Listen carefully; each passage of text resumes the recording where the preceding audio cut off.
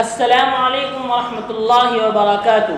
قربانی حضرت ابراہیم علیہ السلام کے جس عظیم الشان عمل کی یادگار ہے، اس چیز کا ہمارے دل کے اندر استحضار ہونا چاہیے۔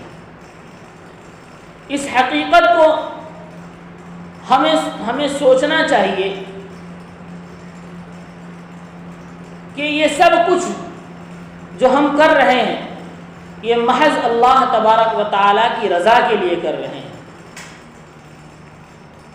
یہ اخلاص ہمارے دل کے اندر ہو، وہ جذبہ ہمارے دل کے اندر ہو کہ یہ جو عمل ہم کر رہے ہیں اللہ تبارک و تعالیٰ کے حکم کی تعمیل کر رہے ہیں۔ ہمارے دل کے اندر ایسا جذبہ ہو کہ اللہ تبارک و تعالیٰ نے ہمیں جانور کی قربانی کا حکم دیا تو ہم اپنے رب کے حکم کی تعمیل کر رہے ہیں۔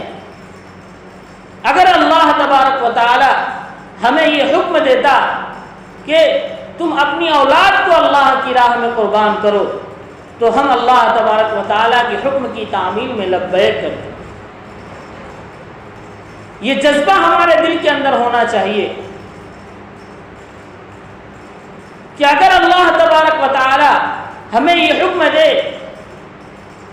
کہ تم اپنی اولاد کو، اپنے ماں باپ کو، اپنے قبیلے، اپنے کنبہ، یہاں تک کہ اپنی عزت و آبرو کو اللہ کے راہ میں قربان کر دو تو ہم اس کے لیے بھی تیار رہتے۔ جب یہ اخلاص ہمارے دل کے اندر ہوگا تو اللہ تبارک و تعالیٰ فرماتے ہیں کہ تم جانور کو اللہ کی راہ میں قربان کرو، میں تمہیں بیٹے کو اللہ کی راہ میں قربان کرنے کا ثواب عطا فرماؤں۔